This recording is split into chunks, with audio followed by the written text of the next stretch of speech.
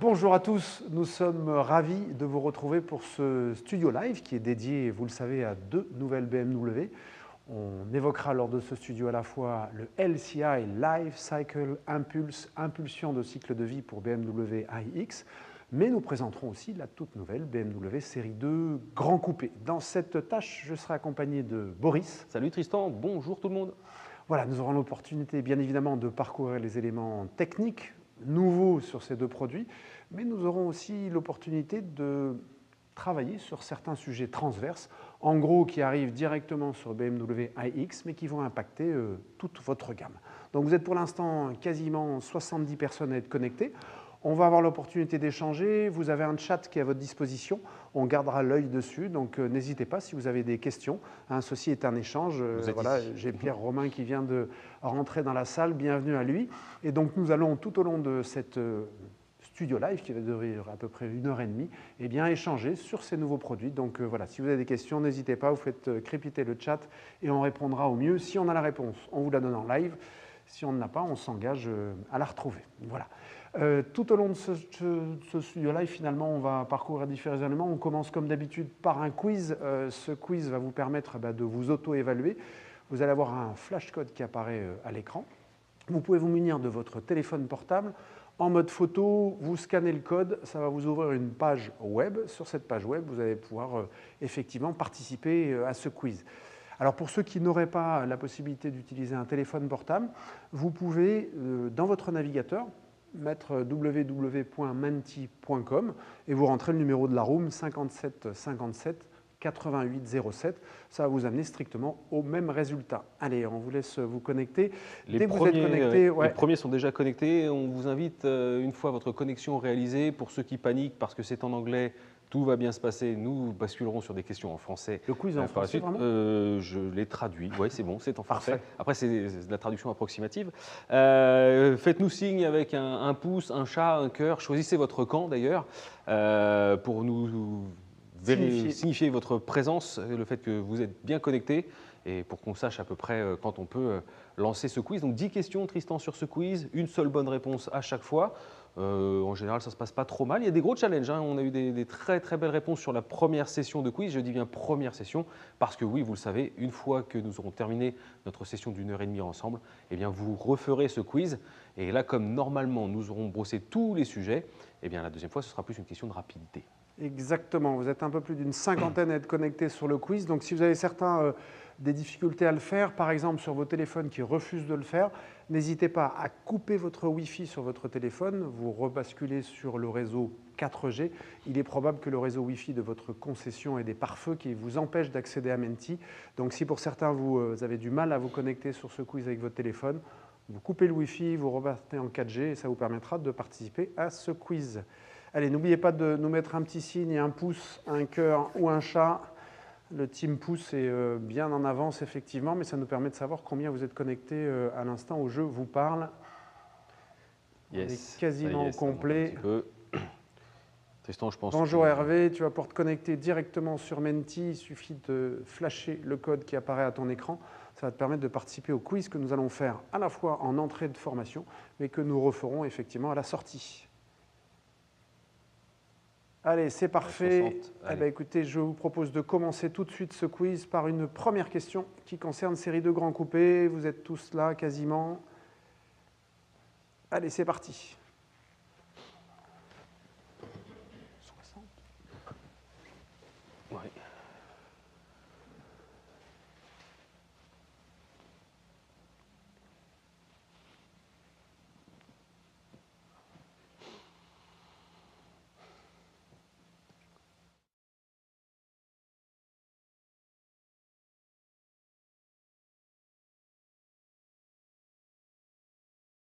Merci, pas mal. On voit qu'il y a des restes de la formation F70. Allez, on enchaîne sur la question suivante.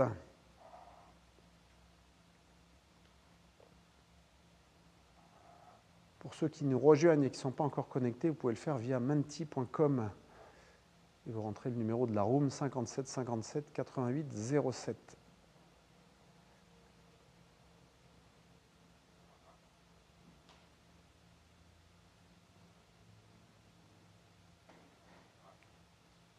Aïe, là, on aura l'opportunité de revenir sur cette question-là. Allez, question suivante.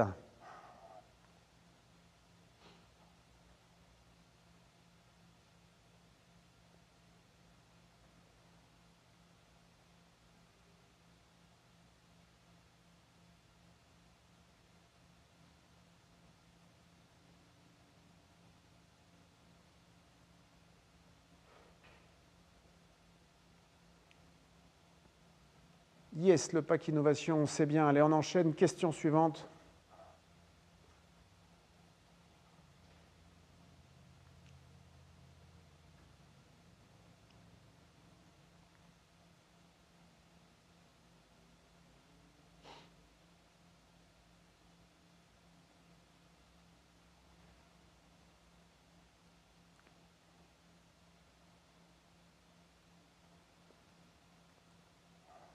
Aïe, c'est pas mal, il y a un bon, la moyenne a raison, mais on va revenir sur ce sujet-là de la même manière. Allez, question suivante.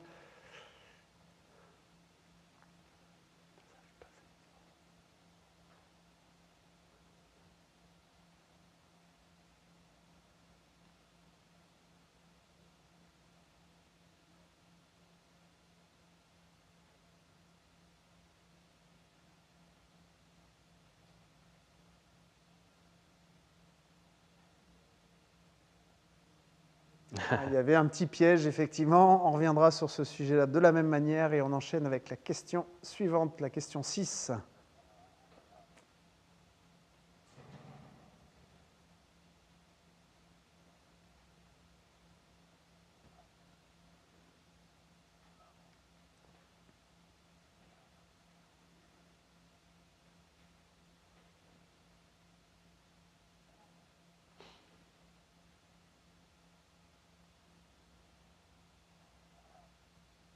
Et oui, petit changement par rapport à ce qu'on faisait sur la version 40. On reviendra aussi sur le châssis. Allez, question suivante.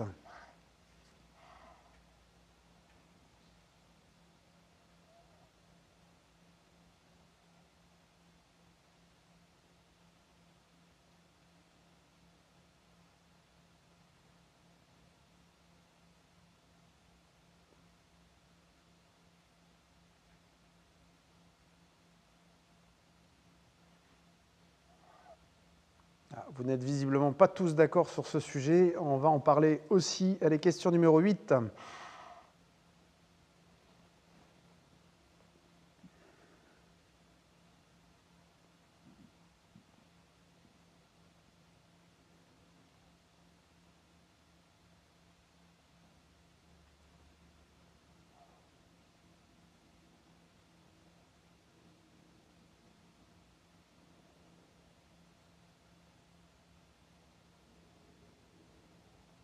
Il y a un petit sujet sur la recharge, on y reviendra. Allez, avant-dernière question.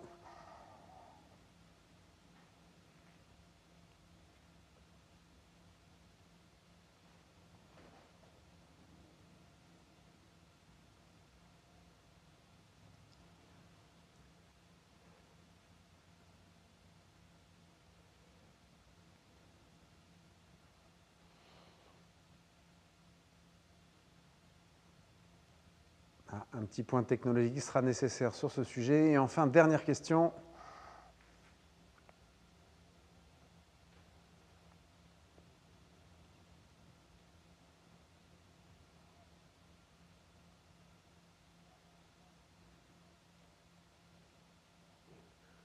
On a senti une hésitation au départ sur le vote. Finalement, il y a débat.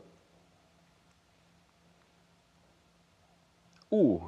Parfait. Allez, très bien. Je vous propose de faire un petit récap, de voir qui a réussi cette performance incroyable sur le premier quiz et qui a eu le meilleur nombre de bonnes réponses corrélées avec Yes. Eh bien, c'est Casper. Alors, je suppose que c'est un pseudonyme.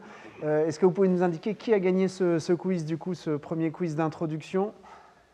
Alors, ça devrait arriver dans le chat. Yes, bah, bravo, Mickaël, bien joué. Ça veut dire que je pense que tu as déjà lu les notes d'information au produit et on t'en félicite. Tu auras l'opportunité en fin de session bien, de mettre ton titre en jeu et de voir si effectivement la rapidité sera avec toi. Très bien, alors je vous propose qu'on enchaîne avec Le programme, on va commencer cette exploration par série de grands coupés. Et effectivement, on va s'intéresser à différents aspects. Est-ce que, Boris, tu peux nous donner l'agenda pour cette automobile? Tristan, je peux donner l'agenda pour cette automobile. Nous avons 4 grands moments à voir ensemble. On va faire un point sur ce qui se passe aujourd'hui avec une analyse chiffres et marché. Ça va permettre de mesurer le bonheur que vous avez eu à vendre F44, la génération actuelle. On va se rendre compte rapidement que le design est important, donc nous allons faire un point design. On va découvrir ensemble les clés de lecture de cette nouvelle série 2 Grand Coupé, un point technologique moteur et châssis, et on finira par jeter un œil sur la concurrence potentielle de cette nouvelle série 2 Grand Coupé, et ça devrait bien se passer. Parfait, impeccable. Eh bien, je vous propose de faire un quiz, mais cette fois-ci qui sera un quiz à main levée, en gros par le chat, puisqu'on va avoir besoin de vous. On va parler de chiffres et de marché, de volume de vente, de motorisation. Donc c'est parti, à vos claviers. On vous pose la première question. Quelle est la raison principale d'achat d'un coupé? Je vous propose 4 réponses possibles. Allez, dans le chat, vous nous répondez. Et c'est yes, parti. Ça va vite. Ça va même très Vous êtes vite. Actif. Parfait. Et nous sommes sur une totale unanimité pour le moment. Peut-être certains ou certaines vont faire part d'une solution créative. Et oui, Tanguy nous propose il y a une réponse collégiale, ils l'habitabilité. sont plusieurs, effectivement.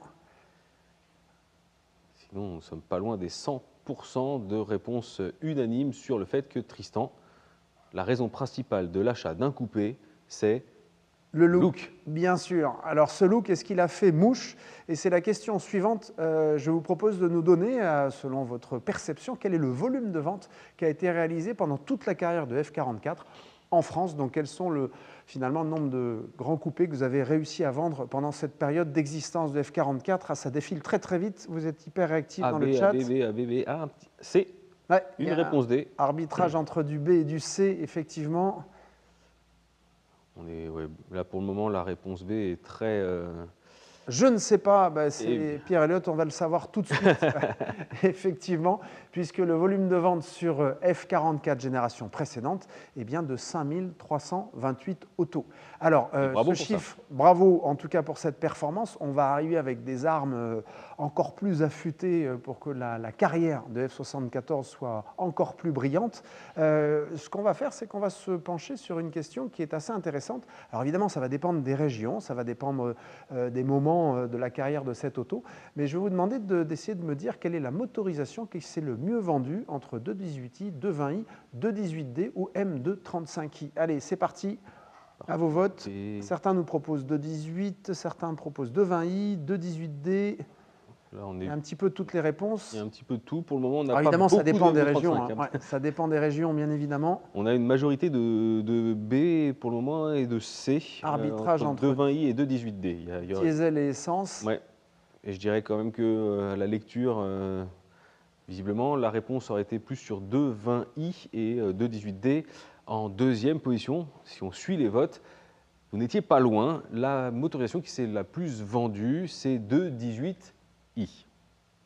Alors Tristan, on peut se poser la question, est-ce que ça s'est joué à beaucoup ou pas? Parce que je pense que, comme moi, vous vous êtes demandé, ok, c'est peut-être 218i, mais il y a quoi, 30 unités de plus? Eh bien, vous allez voir que non, 218i s'est vendu beaucoup, beaucoup plus que les autres motorisations, et devant 218D qui prend la deuxième marche du podium. Ce qui veut dire que les deux premières motorisations qui sont plus vendues que toutes les autres réunies sont 218i et 218D. Alors ce sont des motorisations au demeurant fort sympathiques, néanmoins ce ne sont pas les plus enthousiasmantes que l'on pourrait proposer chez BMW.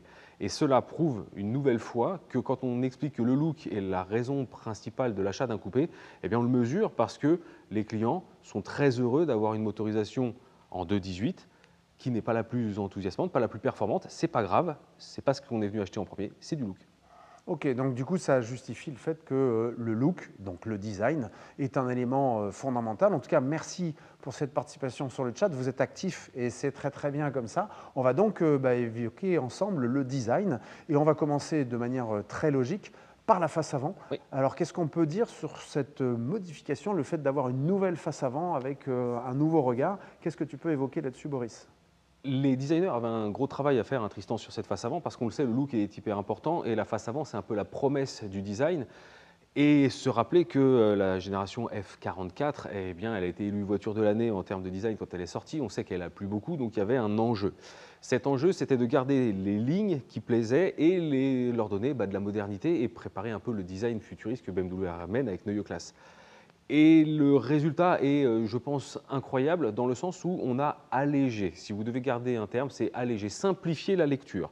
Pour simplifier la lecture du design, l'idée était de supprimer les éléments qui créent des stops, des endroits où mes yeux vont venir s'arrêter, pour rendre la lecture plus simple et sortir les éléments principaux. Et quand on parle sortir des éléments principaux, c'est clairement l'éclairage, les feux, la calandre qui va prendre une place beaucoup plus importante. On a l'impression qu'elle est immensément plus grande et plus sportive qu'elle ne l'était auparavant. Et puis on va faire apparaître certains éléments techniques comme les air breathers. Ils étaient déjà présents sur la génération précédente, simplement ils étaient noyés dans le bouclier avec énormément de design anguleux. Là, comme on a allégé la face avant, eh bien, ils reprennent énormément d'importance sur le latéral des pare-chocs. Et ils vont récupérer donc une volonté d'asseoir la voiture en élargissant la largeur perçue sur la face avant. Donc on simplifie l'auto et on le voit notamment sur ce travail du bas du bouclier. Si vous regardez, hein, il y avait une zone qui était assez complexe sur la génération précédente. Ben ici, on vient clairement affiner tout ça et c'est intéressant puisqu'on vient inverser en fait le bas du bouclier. Vous le voyez à l'image ici avec deux éléments qui viennent poser l'auto par terre et donc ça lui donne une impression de largeur supérieure. Et puis effectivement, on a une nouvelle signature de jour. Alors c'est un élément de modernité, mais c'est aussi un risque, Boris. Oui, un risque mesuré, Tristan, on y a pensé. Quand on parle de risque, c'est que nous avons dans nos yeux des années d'évolution d'une signature lumineuse qui avait commencé avec les Corona Rings, rappelle-toi, c'était en 2003, c'était il y a longtemps. Après, on a eu les Angel Eyes, puis les Iconic Lights. Aujourd'hui, cette nouvelle signature qui préfigure la génération Neue Klasse, ces deux lames acérées de chaque côté des éclairages, eh bien, perdent pour certains d'entre nous une habitude et perdent ce qu'on appelle le brain power, à savoir la communication de marque, la puissance de la reconnaissance visuelle. Que nenni, nous avons une solution tout adaptée à la puissance et au brain power, c'est Iconic Glow, BMW Iconic Glow, qui est disponible sur cette série de grands coupés comme sur série 970, à condition de prendre le pack Innovation. Oui, alors ça, vous en avez l'habitude, puisque c'est la même chose sur F70. On doit associer cet élément de design avec un élément technique, puisqu'on est obligé d'avoir effectivement le radar le plus performant pour avoir accès à Iconic Glow. Pas de souci, donc c'est parfait sur cette calandre. Qu'est-ce qui se passe derrière, Boris ? Eh bien, derrière la calandre se situe le nerf de la guerre, une belle évolution sur les moteurs. Vous le savez, au lancement, au Start of Communication, on proposait au lancement 3 motorisations, 220 M, 235 X-Drive et 220D. Attention, hein, vous le savez maintenant, le I disparaît. Ça faisait partie des pièges qui étaient sur le quiz tout à l'heure. Donc 220 et 220D sont en hybridation légère. Et bonne nouvelle, nous allons ajouter 2 motorisations pour le lancement. 223 X-Drive et 216. Ces 2 motorisations sont extrêmement intéressantes à comparer entre elles parce que oui, elles vont être totalement identiques en termes de consommation d'émissions de CO2 et donc de taxes au dixième de litre près, donc ce n'est pas grand-chose. Et pour autant, elles sont radicalement différentes en termes de performance. On a une centaine de chevaux d'écart et des performances forcément radicalement différentes. Pour autant, on le sait, eh bien, en termes de malus, on sera au même niveau. Donc, ces motorisations sont étonnantes à comparer parce que ça permet de mesurer l'impact que va avoir une motorisation avec l'hybridation légère 48 volts. Alors, bien évidemment, vous pouvez vous poser la question de pourquoi est-ce qu'on n'a pas mis de micro-hybridation sur 216. La réponse, elle est très simple. On avait travaillé ensemble sur F70 sur le fait que mettre du 48 volts sur une auto, oui, c'est une solution géniale pour baisser les consommations et donc les émissions et donc le malus. Pour autant, on avait vu que techniquement, ce n'était pas anodin. Ça nécessite de mettre une batterie 48 volts dans le coffre, ça nécessite de mettre un convertisseur électrique sous le capot. Tous ces éléments-là sont refroidis par eau, donc ça impose d'avoir un circuit de refroidissement séparé, une pompe à eau séparée, un radiateur.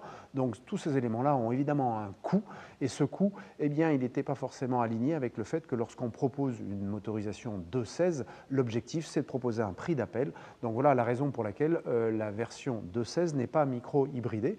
En revanche, j'attire votre attention sur le fait que 223 X-Drive est juste magique. Alors évidemment, pour des clients qui n'ont pas de souci à régler une note un peu salée sur le malus pourront évidemment aller sur M235 et xDrive. Pour autant, pour un client qui est plus raisonnable, mais qui veut néanmoins se faire plaisir, on a une offre absolument incroyable. On a une auto qui a quasiment 220 chevaux, 4 roues motrices sur ce segment-là, avec des émissions de CO2 qui sont ultra basses, avec un malus qui est très raisonnable.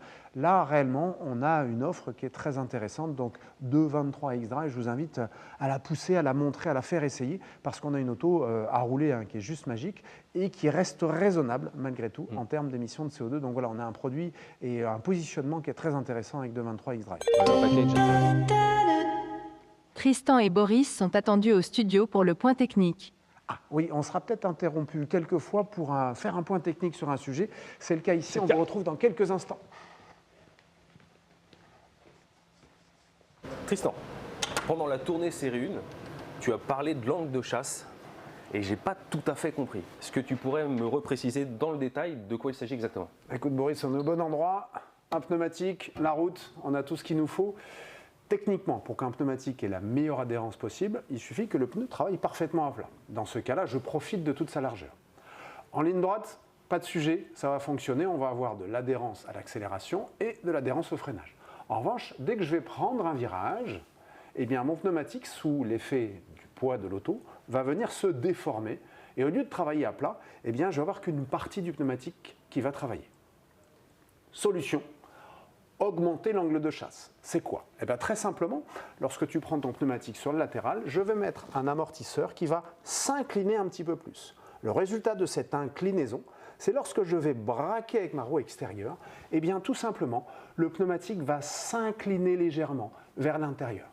Du coup, la déformation du pneumatique, contre laquelle on ne peut rien, va être compensée par ce braquage et uniquement sur la roue extérieure. La roue intérieure, elle s'incline aussi de la même manière, donc on a plus d'adhérence sur le train avant. La bonne nouvelle, c'est quand tu reviens à zéro, de nouveau, ton pneumatique est parfaitement à plat. C'est super malin, mais du coup, est-ce qu'il y a un inconvénient à modifier cet angle de chasse? Alors simplement, un angle de chasse un petit peu trop important peut te donner des effets dans la direction, notamment à l'accélération. Résultat, les ingénieurs chez BMW ont recalibré l'assistance de la direction pour gommer ce désavantage. Au final, on n'a que du gain. Merci Tristan, c'est vraiment beaucoup plus clair. On retourne au studio. Allez.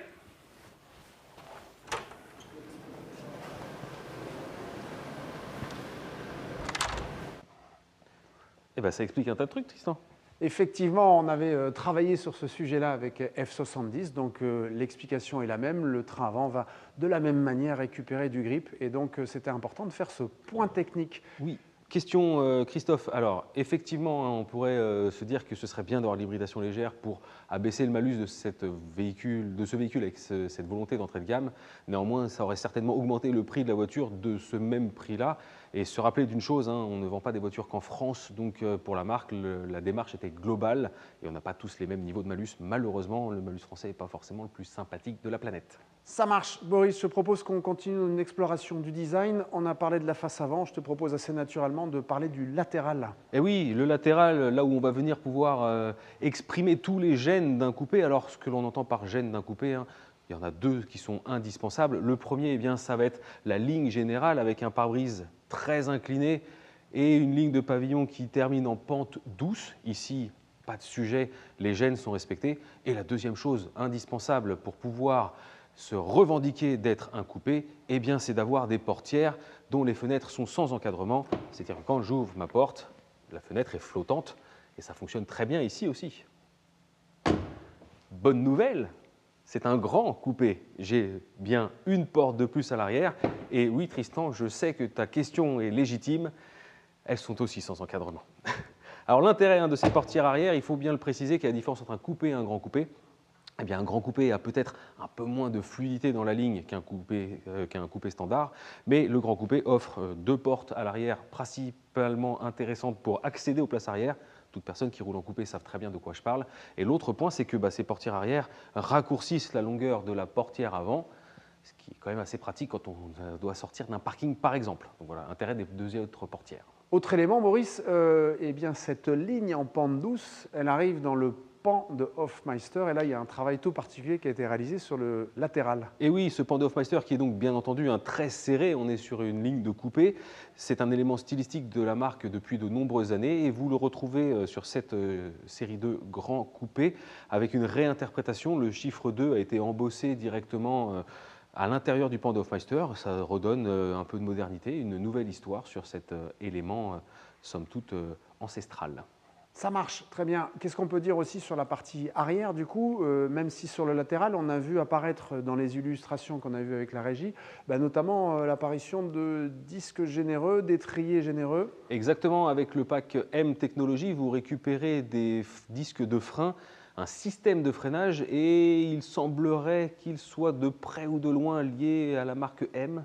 Alors oui, il y a un sujet de communication par rapport à ça. Souvent dans les documentations techniques, vous allez voir apparaître que le système de freinage le plus performant sur cette auto, et c'est la même chose sur série 1, est un système qui a un lien avec ce que l'on propose sur une BMW M3. Donc j'ai déjà entendu certains dire c'est les mêmes freins qu'une M3. Alors je vous arrête tout de suite.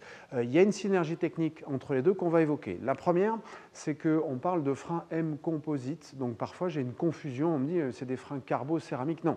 Le M composite veut juste dire que vous avez deux éléments différents qui constituent le disque de frein. Les deux éléments différents, c'est de l'aluminium pour le bol de disque, ce qui vient le fixer sur le moyeu, et la partie extérieure est effectivement un disque acier.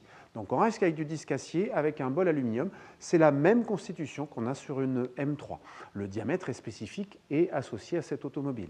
Ensuite, l'autre lien technique que vous allez trouver, c'est que le matériau, donc le métal frité qui est utilisé pour la plaquette, a le même mix que ce qu'on fait sur une M3. Donc évidemment, c'est garant à la fois d'une bonne attaque au freinage, mais surtout d'une belle endurance. Donc voilà le lien technique qu'il y a entre les freins qu'on propose sur cette série 2 M Grand Coupé et une M3. Ça n'a pas de rapport directement, ce n'est pas le même système de freinage.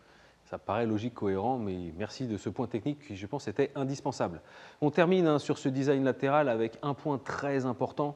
Vous le savez, le terme Neue Klasse qui préfigure le futur de BMW, un futur très proche maintenant, eh bien, il se raccroche dans le passé avec beaucoup de bonheur aux années 60, avec cette gamme complète qui avait commencé avec les 1500, les 2000, les 2002, vous connaissez certainement ces modèles. Eh bien, dans cette époque-là, les puristes le savent et sont amoureux de cette génération aussi pour ça. Eh bien, on avait le Shark Nose, cet avant proéminent avec la calandre qui était plus haute, plus avancée en haut qu'en bas. Les designers sur cette génération ont fait la part belle à ces grandes années et ont réinterprété sans aucune honte et avec beaucoup de plaisir au contraire le Shark Nose qui fait son retour chez BMW en 2025. Oui, c'est totalement assumé. Les designers disent qu'ils se sont inspirés et l'inspiration principale vient de la BMW E30. On se demande pourquoi, c'est une auto magique. Ça marche. Sur la face arrière, Boris, le travail a été effectivement dans le même état d'esprit. On simplifie les lignes, on donne une impression de largeur, de hauteur plus importante. On vous affiche un visuel à l'écran qui prouve cette évolution de design effectivement entre F44 et F74. On a une auto qui va effectivement nettoyer pas mal d'éléments visuels, notamment dans la partie basse. On va rehausser le tout, un changement d'implantation de la plaque d'immatriculation notamment, et tout ça donne une allure totalement différente. C'est beaucoup plus musclé, immensément plus aérien, et ça va permettre d'avoir une lecture plus simple. Alors on a parlé, Tristan, de nettoyer le bas du bouclier. Évidemment, comme sur la face avant, on enlève tous les éléments qui auraient pu être des freins de design. On verticalise certains éléments, dont le catadioptre, pas forcément sexy à la base, et pour autant, là, il vient prendre une place diagonale juste à côté des échappements pour souligner la largeur de la roue et exprimer la puissance de la voie.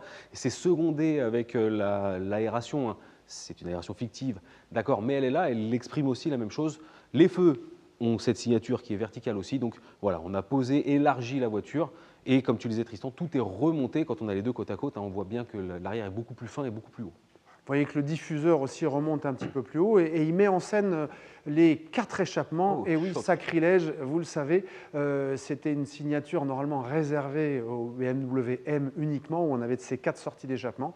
Désormais, vous le savez, sur ces générations-là, on se permet d'avoir ces 4 échappements. Donc adieu les 2 sorties oblongues, on passe sur les 4 sorties qui tout simplement renforcent la perception de sportivité de cette M235 dans sa version Grand Coupé. Voilà, on voit ces illustrations, parfait. Impeccable. Et je propose, Boris, qu'on s'immerge à l'intérieur Avec désormais plaisir. de cette série de grands coupés. Allez, c'est parti, on plonge. Alors évidemment, c'est un sujet sur lequel on nous attendait de manière évidente. Dans les verbatim clients qui remontent à partir de F44, eh bien, les clients demandaient plus de modernité. On était encore sur une structure de tableau de bord un peu à l'ancienne, avec une zone combinée d'instruments séparée de l'écran. Évidemment, sur cette nouvelle génération de série de grands coupés, on arrive avec BMW Curve Display, qui vient évidemment se mettre en scène en haut de la planche de bord. Évidemment, on arrive avec OS 9, cette nouvelle interface. Alors, qui dit nouvelle interface, dit nouvelle architecture. Certains sont encore un peu en colère d'avoir perdu l'iDrive. Il y a une explication qui est véritablement très simple à proposer à un client. De plus en plus, nous sommes habitués à travailler avec une interface qui vient organiser l'ensemble des éléments de l'interface via des apps. Chaque élément devient une app, chaque élément devient une icône qui est positionnée sur votre écran. Il est évident que tout ça est conditionné par nos téléphones, et nos téléphones sont à utiliser en tactile évidemment. Donc notre interface aujourd'hui, avec une organisation sous forme d'app, nécessairement, elle tendait vers quelque chose qui était tactile. D'autre part, et c'est l'opposition que certains me proposent en me disant « oui, mais regarde, sur X3, on a gardé l'iDrive ». Oui, il y a aussi une question de taux d'usage. On le sait aujourd'hui, nous sommes au courant du taux d'usage de chaque élément constitutif d'une auto, donc on sait très bien que sur ce segment-là, et c'est la même chose sur série 1, c'est la même chose sur série 2, c'est la même chose dans un Active Tourer, on sait que les clients, de fait, certains sont primo-accédants, ne connaissent pas la marque, donc naturellement vont vers le tactile, et puis d'autres, effectivement, sont moins habitués à avoir cet iDrive, donc effectivement, eh bien, sur ces générations-là, on propose une auto sans interface iDrive. En revanche, on continue à valoriser la commande vocale, qui progresse encore et qui permet d'échanger de manière plus fluide avec son automobile. Mais voilà les éléments qu'on pouvait évoquer, et on perd aussi le levier de vitesse. J'ai quelques remarques sur le sujet aussi, mais ça va dans le cours de l'histoire. On voit aussi qu'il y a de très belles applications d'inserts lumineux qui permettent de mettre en scène cette planche de bord.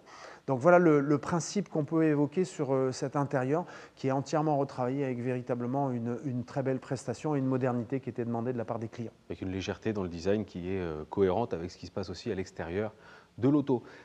Ce qui nous amène à la question fatidique, ok, mais il y a qui en face? Alors, je me permets de vous poser la question, vous êtes les experts de la concurrence, vu que vous y frottez tous les jours. On met quoi en face? Allez, c'est parti, j'ai même pas besoin de finir la phrase, vous êtes au taquet, merci beaucoup. Avec CLA, A3 une A3 Sedan, Sedan. Effectivement, donc une A3 4 portes. Berline 4 portes, effectivement. Exactement. C'est là A3, Berline, on est d'accord, Mathieu, bien joué.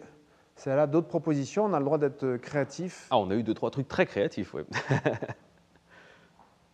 Pour le moment, on est dans... À Berline, effectivement. Ok. Alors, vous êtes une majorité à voter CLA coupé.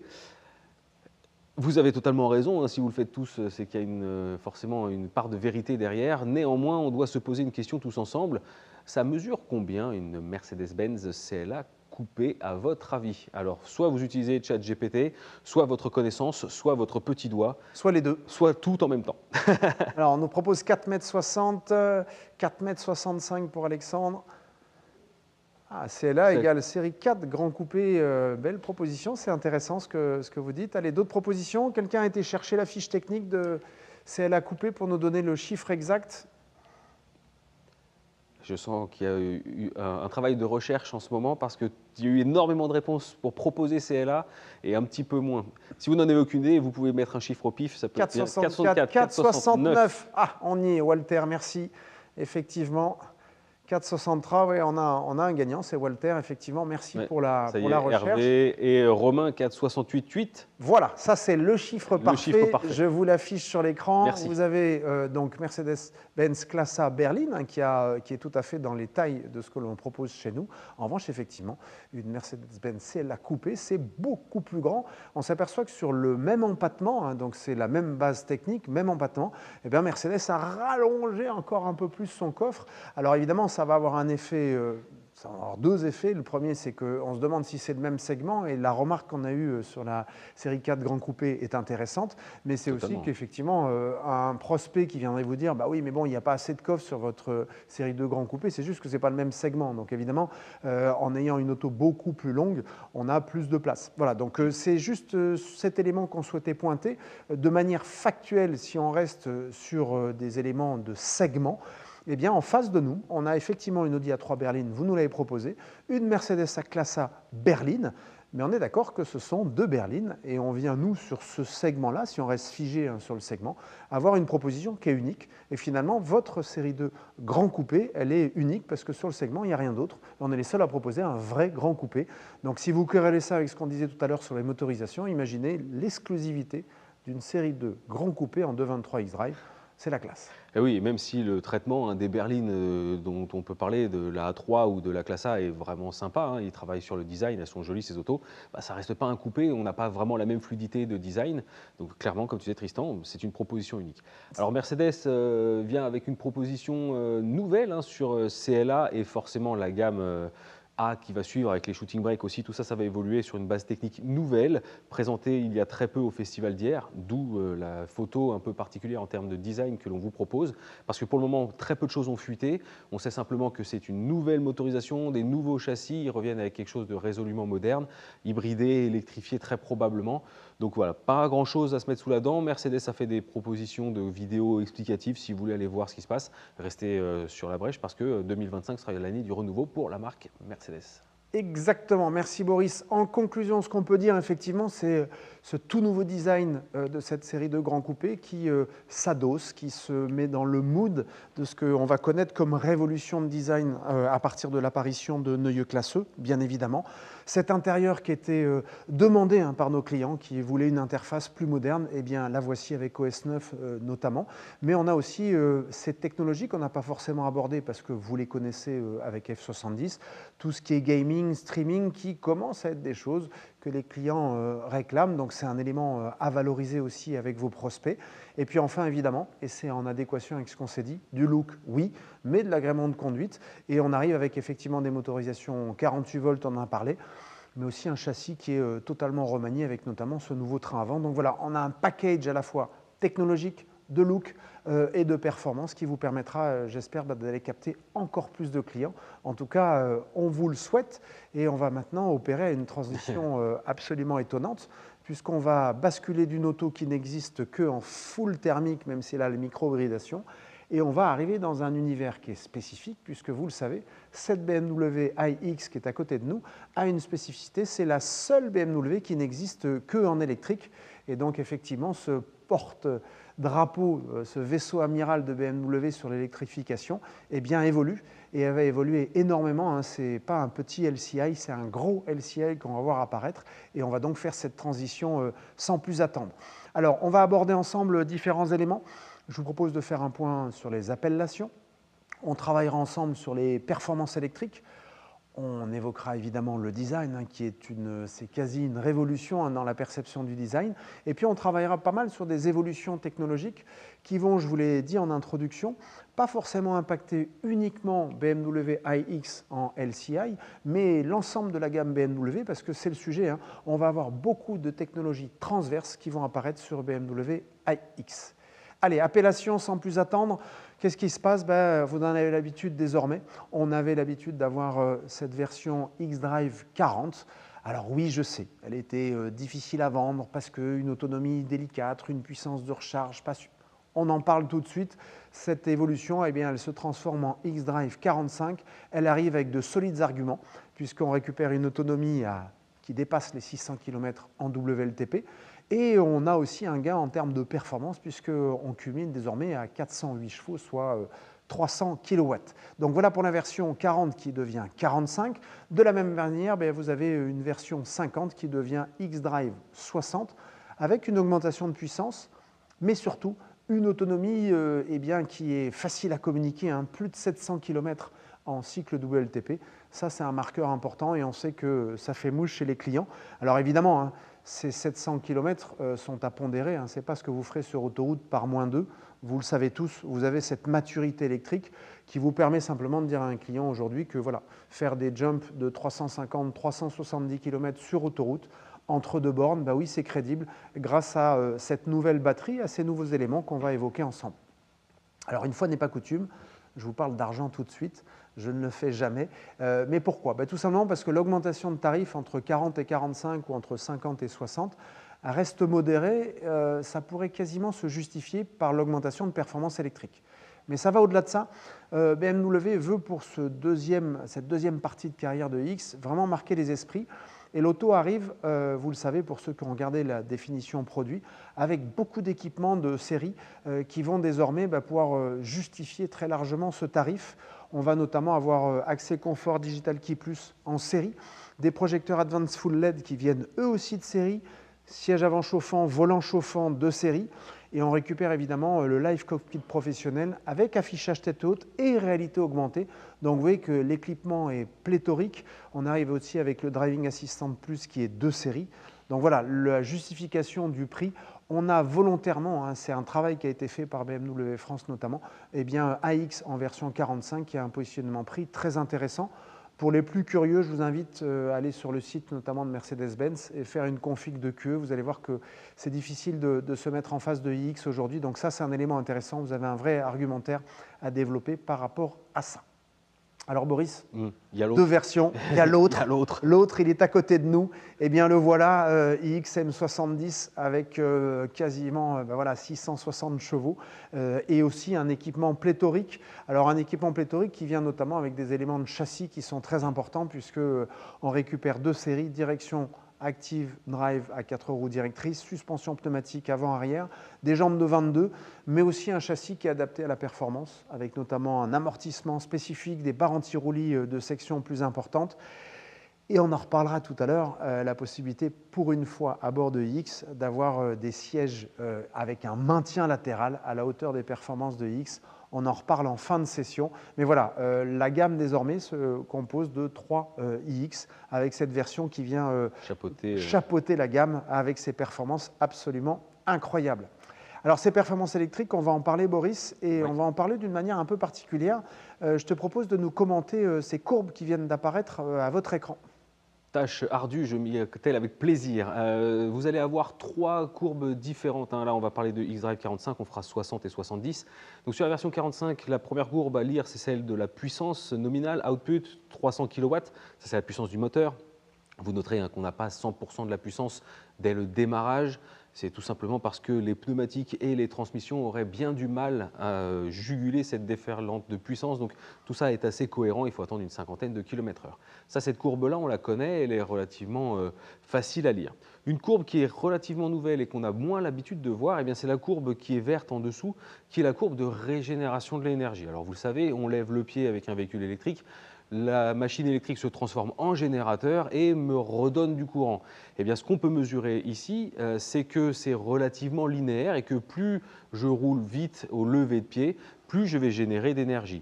Aux alentours de 130 km/h, vous régénérez environ 130 kW instantanément, ce qui est la puissance moyenne de charge sur le réseau Ionity. Donc c'est vraiment beaucoup, ça montre que ce sont des puissances de charge que l'on peut atteindre tous et toutes assez facilement. Et si jamais vous avez l'occasion d'aller à des endroits où la vitesse est autorisée à au-delà de 130 km/h, en Allemagne ou sur un circuit par exemple, au lever de pied à 200, vous serez quasiment à 200 kW de recharge instantanée, ce qui est colossal.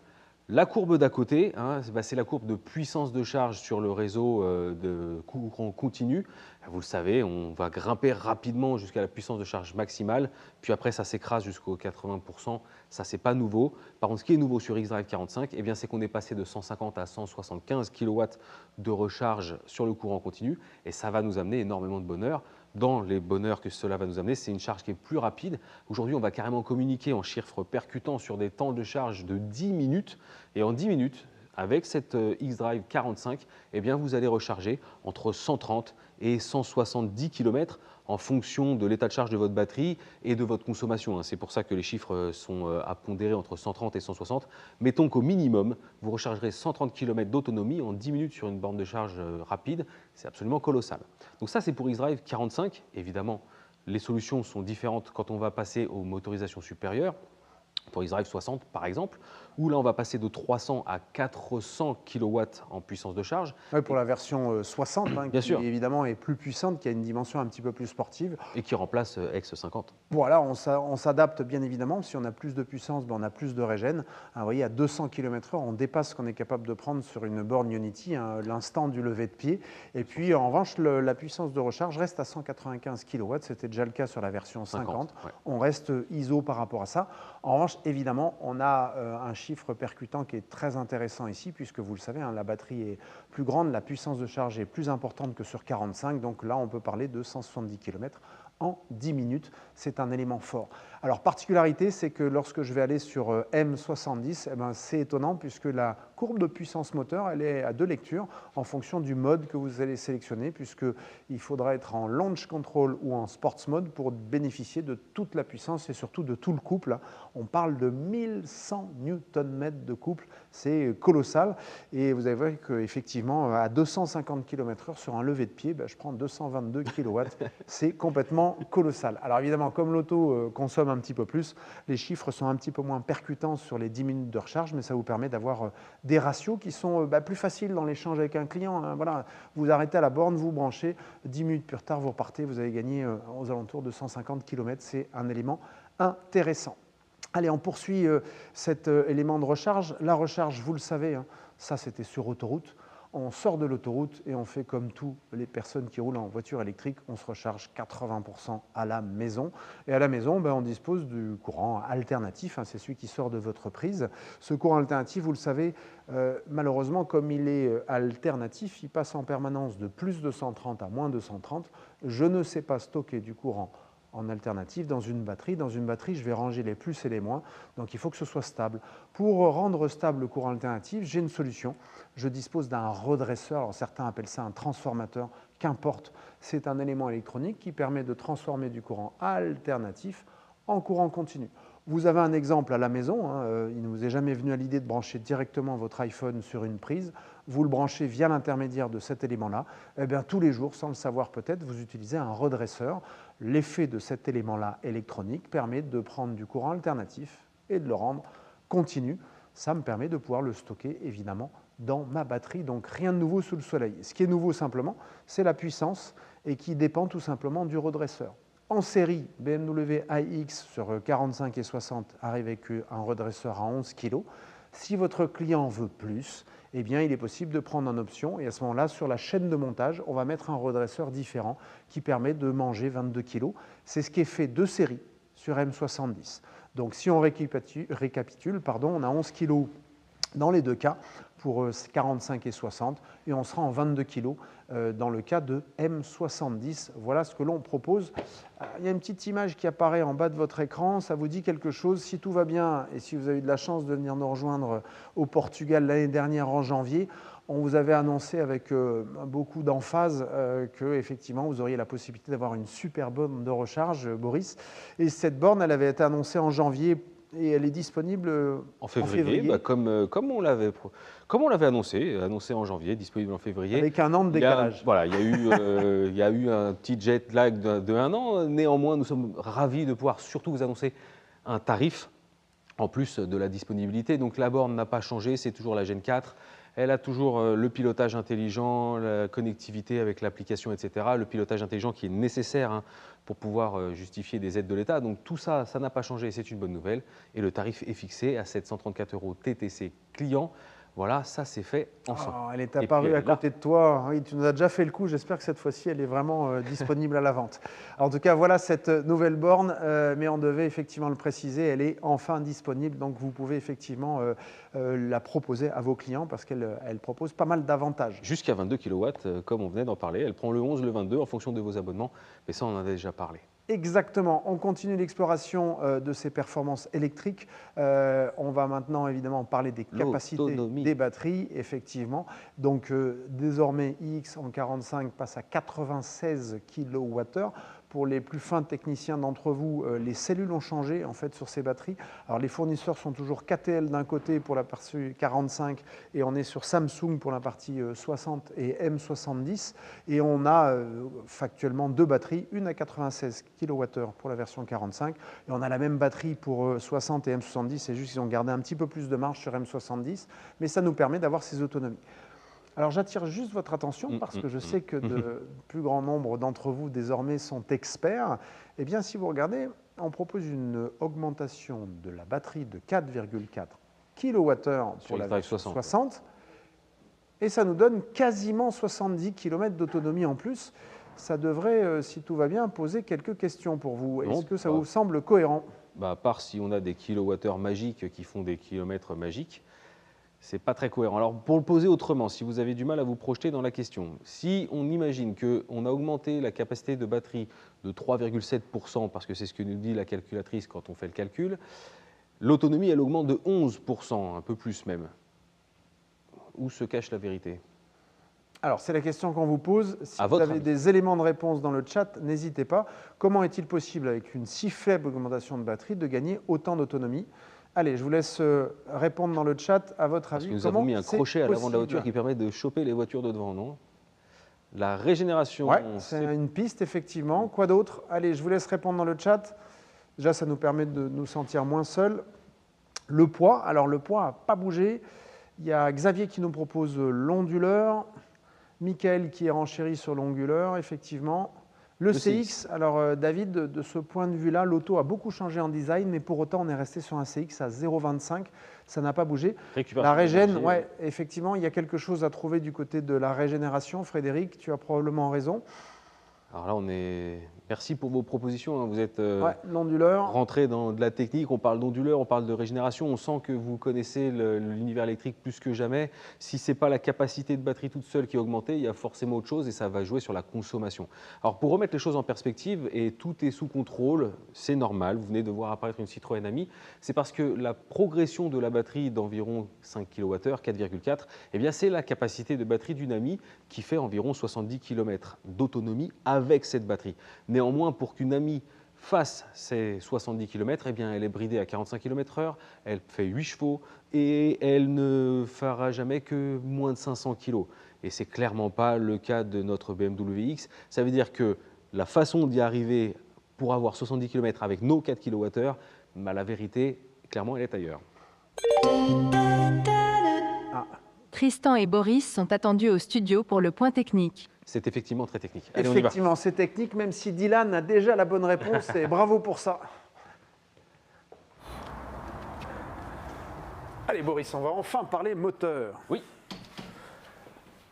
Ce que tu as préparé là, c'est un MV10. J'ai confondu avec M70. Oui, M70, c'est là. Ok. Parlons du moteur de BMW iX. Alors que se passe-t-il? On parle d'autonomie, un gain en autonomie incroyable. Est-ce que ça a un vrai rapport avec le moteur en lui-même? Bien sûr, alors évidemment, on a parlé un peu de la batterie. On le sait, ce n'est pas suffisant pour expliquer ce gain d'autonomie. Le miracle, il est ici, sur le lien qui va exister entre le moteur et la batterie. La batterie, on le sait, stocke du courant continu. On est obligé, on ne sait pas faire autrement. Exactement. Donc on a un plus, un moins. Pas de problème, en 400 volts, on connaît ça par cœur. Depuis donc ce courant arrive, et pour être consommé par le moteur, pour que ma voiture se déplace, je vais avoir besoin de nouveau, on en a parlé tout à l'heure sur la recharge, je vais avoir besoin de transformer ce courant de nouveau. En quoi je vais transformer ce courant continu? Eh bien, de manière très logique, dans l'autre forme de courant qui existe, le courant alternatif. Finalement, le vrai souci, c'est de ne pas savoir stocker du courant alternatif, ce serait plus simple. Comme on ne sait pas le faire, le courant continu de ma batterie se retransforme en alternatif grâce à l'onduleur. Et c'est cet onduleur qui, sur cette nouvelle génération, va apporter le miracle. Il est beaucoup plus efficient que la génération précédente, parce qu'il est capable de travailler plus vite. Alors, on va faire un point. Cette partie aluminium qu'on voit sur le dessus, ce n'est pas le moteur, hein, c'est l'onduleur. Exactement. Son job, c'est de transformer du courant continu en courant alternatif, parce que le moteur a besoin de courant alternatif. Exactement. Qu'est-ce que les ingénieurs ont réussi à faire à l'intérieur de cet onduleur? On est d'accord que ce sont des composants électroniques, tout bête? Oui, tout à fait. Alors, on est passé sur des composants électroniques qui travaillent plus vite, c'est ce qu'on appelle des supraconducteurs. Waouh! Leur fréquence est 2 fois plus élevée qu'auparavant. Donc, on peut dire qu'ils vont 2 fois plus vite. Ils travaillent plus vite, Exactement. donc ils font un travail plus efficient. En gros, ça me permet de moins consommer de courant dans sa transformation au final, c'est le client qui gagne puisqu'il gagne en autonomie. Ouais. Donc avec une même quantité d'électricité dans ma batterie, je vais parcourir plus de chemin. Exactement. Ça fonctionne à la décharge de la batterie et ça va aussi fonctionner sur la régénération d'énergie au freinage. Ah oui, parce que quand je régénère, je fabrique du courant alternatif. Via le moteur. De nouveau, je le transforme en continu pour le mettre dans le batterie. Donc c'est une éternelle transformation de courant et c'est là-dessus qu'on a réussi à gagner. Donc les clients devraient être beaucoup plus satisfaits sur les consommations, notamment avec BMW. Exactement. Et ça explique surtout ce gain d'autonomie, un peu de batterie et l'onduleur. Génial. Allez, on retourne dans le studio ? Yes, je te suis.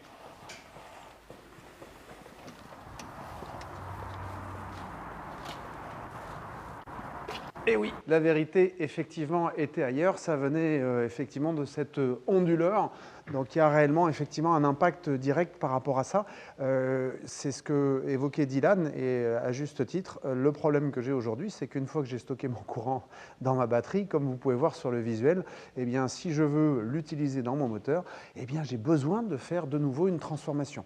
Donc ce courant continu, eh bien, tout simplement, je vais, à partir d'un courant continu, le rendre alternatif. Donc je vais le rendre ondulant. Et c'est ce que je vais faire avec un onduleur. Alors j'ai essayé de chercher un... Pardon ? C'est pour ça que ça s'appelle un onduleur, D'accord. exactement. Alors j'ai essayé de trouver une analogie avec quelque chose que vous avez chez vous. Alors pour certains, vous avez une installation informatique un peu performante. Eh bien même quand le courant de la maison coupe ou le courant du bureau coupe, vous pouvez continuer à travailler. Eh bien ce travail-là est réalisé par un onduleur. C'est en général une batterie qui stocke du courant. On a en courant continu, bien évidemment, et lorsque le courant coupe, eh bien, ça fabrique du courant alternatif pour alimenter votre PC. C'est exactement la même chose, et je suis obligé de faire ça. On n'avait jamais trop parlé, mais là, véritablement, l'évolution technologique avec les supraconducteurs permet de faire ce travail-là. Donc, ça bénéficie effectivement, on l'a vu, à la consommation en général quand je roule, mais ça participe aussi à la régénération. Donc voilà, tout ça nous permet d'avoir des performances intéressantes, et une bonne nouvelle n'arrivant jamais seule.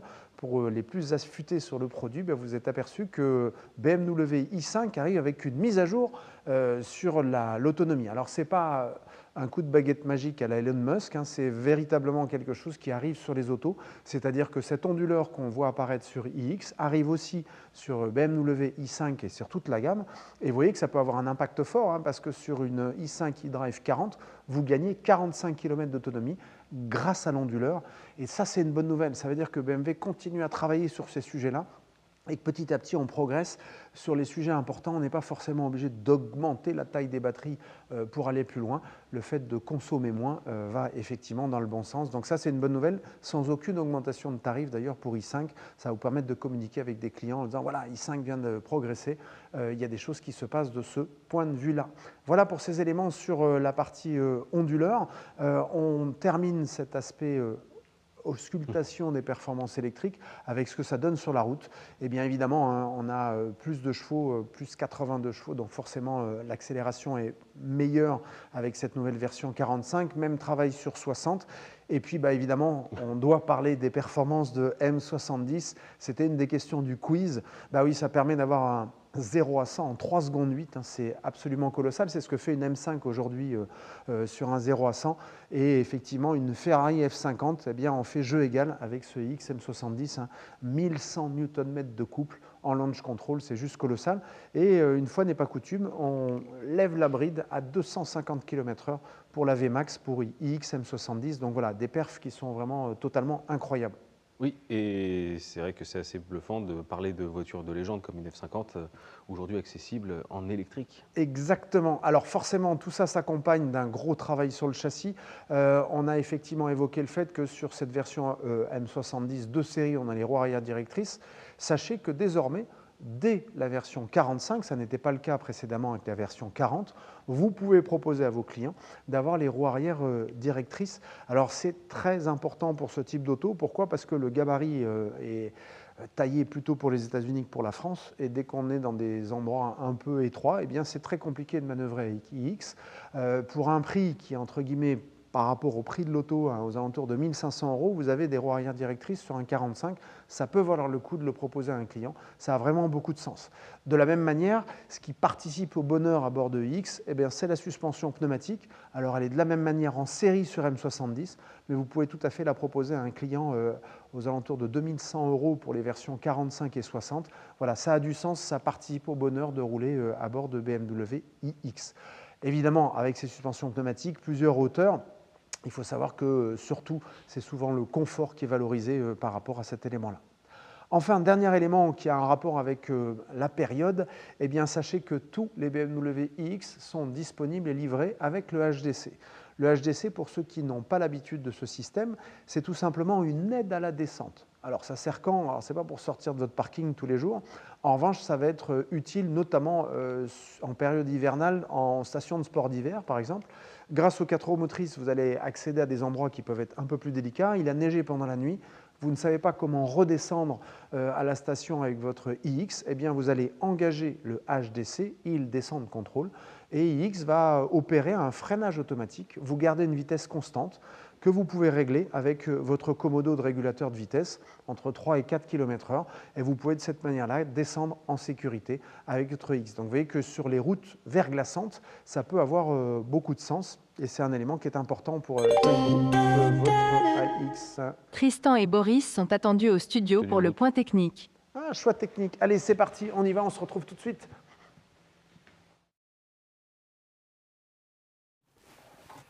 Oh, je crois que j'ai crevé, Boris. C'est possible, mais j'ai une solution.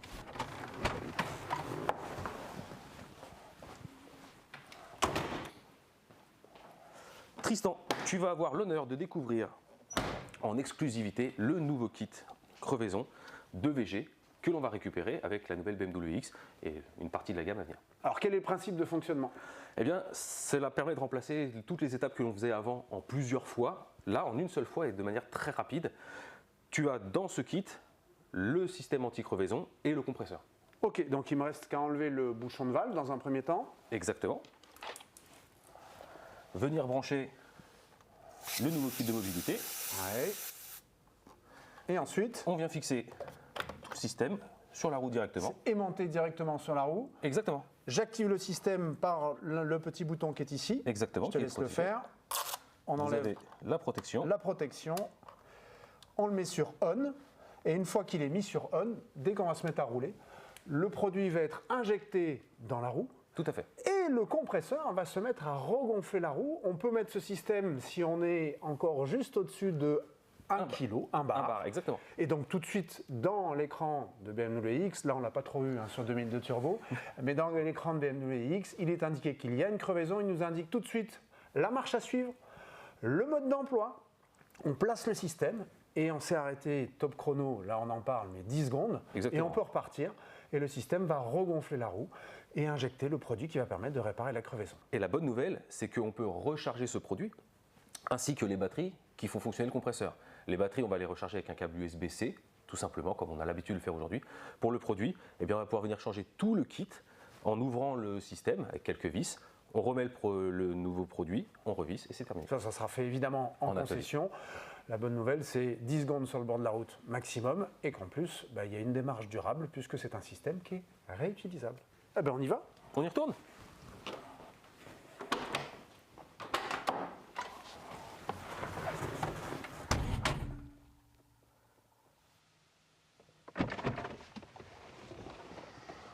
Waouh, système absolument génial, Boris. Ah, on est à la limite de la magie. Regarde, il est rangé à sa place sur la roue. Alors Voilà, évidemment, début, un système qui est tout nouveau, qui est assez intéressant parce que à une heure où la majeure partie des constructeurs, en cas de crevaison, vous propose juste un numéro d'assistance pour appeler la dépanneuse, eh bien BMW continue d'annoncer des choses qui sont intéressantes. Ça permet tout simplement de garantir la mobilité de nos clients. Alors évidemment, ça va susciter certaines questions. Ce système qui arrive sur BMW X va petit à petit se déployer sur l'ensemble de la gamme. On fera un point là-dessus. Est-ce que vous avez des questions sur ce système? Puisqu'en général, c'est assez perturbant. Effectivement, est-ce que le chat est définitivement tombé ou certaines questions arrivent? Oui, Christophe qui nous indique différentes choses. Ce système, donc, le prix de la recharge, on va en parler effectivement. Le coût de la recharge. Alors, ce système-là, effectivement, lorsqu'il a été utilisé par un client, il faudra revenir en atelier pour pouvoir ouvrir le système, changer la recharge. On est les premiers à vous parler de ce système-là. On n'a pas le prix de la recharge qui n'est pas encore annoncé, puisque vraiment on est très early, hein, c'est la première auto qui propose ce système-là, mais en tout cas ça sera effectivement totalement renouvelable et réutilisable. Et effectivement, je suis d'accord Sonia, ça évite tout simplement de grenouiller une dizaine de minutes sur le bord de la route en mettant le produit, sortir le compresseur, en le branchant sur la prise allume-cigare, ça n'a pas de sens. On arrive aujourd'hui avec un système qui est beaucoup plus pratique. Alors évidemment, ça a quelques impacts. Michael qui se servait de ce compresseur pour gonfler ses pneus de vélo, si tu le fais dorénavant, eh bien, tu vas remettre un produit anti-crevaison. Donc oui, on ne peut pas utiliser le compresseur comme un compresseur, c'est vraiment un compresseur plus produit. À moins que tu aies déjà eu une crevaison et que tu n'aies pas changé la recharge, auquel cas tu pourras te servir comme un compresseur classique. Voilà, non, on est vraiment obligé d'injecter le produit avec. Alors, max de roulage ensuite, vitesse max, ben, c'est 80 km/h. Alors, pourquoi 80 km/h? Je pense que le système supporterait plus, c'est juste que, tu l'as vu, on est capable de regonfler un pneumatique de 1 bar à 2 bars. Or, par exemple, la pression nominale sur iX, eh bien, on est à 2,6 kg devant, 3,1 kg derrière lorsque tu es chargé. Le système va ne regonfler ton pneu qu'à 2 bars, donc évidemment, on n'est pas à la pression nominale. Donc, pour des questions de sécurité, on reste à 80 km/h et on préconise dans les 200 km de trouver une solution alternative. Alors, cette solution alternative, c'est tout simplement de démonter le pneu parce que la réparation qu'on vous propose ici est une réparation provisoire. Ensuite, le technicien va ausculter le pneu. Si le pneu n'est pas abîmé et que le manufacturier l'autorise, alors on fait une réparation durable, type champignon, et le client peut garder son pneumatique. Si le pneumatique a roulé trop en dessous de 1 kg, il est possible qu'il soit abîmé, auquel cas il faudra changer le pneumatique. Alors, j'ai d'autres questions. Oui, ça fera moins de réparations. Les clients pourront se débrouiller un peu plus tout seuls. Mais moi, je pense que le bonheur de pouvoir annoncer aux clients qu'on a une solution unique et extrêmement premium, c'est quand même super classe. Alors, pression de service, je suppose que tu veux me dire non, et la plage dans laquelle ça travaille. Jusqu'à 2 bars. Alors, méfiez-vous, parce qu'effectivement, dans la notice technique de l'auto, pour l'instant, qui va être mise à jour, hein, on dit que ça ne peut pas être fonctionné en dessous d'1,5 kg. Ce n'est pas vrai. C'est juste si vous retrouvez le matin votre voiture qui n'a pas du tout d'air, le pneumatique n'a pas roulé, il n'est donc pas endommagé, vous pouvez tout à fait brancher le système, attendre que le système soit à peu près à 1 bar, et ça, votre voiture va vous le dire. À partir d'1 bar, vous pouvez commencer à rouler parce que ça ne détériore plus le pneumatique. Et ça va vous monter jusqu'à 2 kg. Alors, oui, il faudra vendre les solutions de recharge, effectivement. Hein, ça ira dans l'entretien finalement. Il faudra penser à recharger le kit anti-crevaison que vous avez vu apparaître. Hein, il est à l'intérieur. Ok, on est bon là-dessus. Donc voilà, c'est plutôt une bonne nouvelle. On propose une solution de mobilité. Cette solution de mobilité, vous allez le voir, elle n'arrive pas uniquement sur cette voiture-là, elle va arriver sur d'autres produits. Donc après le lancement de iX LCI, on récupère ça sur série 5 berline en essence diesel et i5 berline, série 2 Active Tourer, essence diesel, X2, X1, donc c'est quelque chose qui va... Alors, durée de vie du kit, Christophe, on l'espère la plus longue possible. Tant que les batteries lithium-ion, qui ne devraient pas être très sollicitées, sont là, on pourra toujours utiliser ce système. Donc, c'est très probablement un certain nombre d'années. Alors, je n'ai pas le recul pour ça, puisqu'on est les premiers à proposer ce système-là. Alors, pour les autos qui ne seraient pas éligibles, et vous voyez sur votre écran s'affiche la liste des autos qui ne le sont pas, tout simplement pour des problèmes de compatibilité de jantes. Il y a certaines jantes qui ne peuvent pas matcher avec ce système. Et pour ces voitures-là, vous garderez un kit de mobilité standard dont vous avez l'habitude. Pour le séchage du fluide, séchage du fluide, il va sécher uniquement si vous l'utilisez, puisque tant qu'il est compris dans sa partie centrale, le produit va avoir une durée de vie qui est la même que celle que vous avez dans un kit de mobilité standard qui était stocké dans sa bouteille. Là, la bouteille a une autre forme et elle est intégrée à un système, ça ne change pas grand-chose. On est bon là-dessus? Donc voilà, c'est un système qui va arriver de plus en plus sur vos autos parce que il est génial. Il évite de passer 10 minutes sur le bord de la route. En 10 secondes, c'est parti. Avec un peu d'entretien, avec un peu d'habitude, le temps d'installer le système, c'est vraiment 15-20 secondes. On le pose, voilà. Vous raccordez la valve, on appuie sur le bouton on et c'est terminé. En revanche, ça ne marche pas sur une 2002 turbo. On a essayé pour vous. Allez, ça marche. Je vous propose qu'on parle maintenant design, si c'est OK pour vous, sur ces éléments techniques. Alors, ce design, même principe, énorme évolution. Qu'est-ce qui se passe?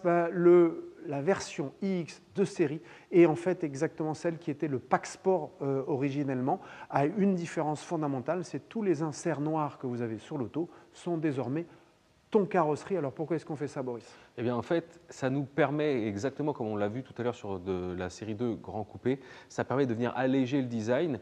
Et vous allez voir que sur X, c'est encore plus parlant parce que ça va nous obliger à ne plus avoir une lecture horizontale, mais avoir une lecture purement verticale. Vous avez ici à l'écran les versions précédentes. Alors, la version de droite disparaît parce que la version de base devient la version sport.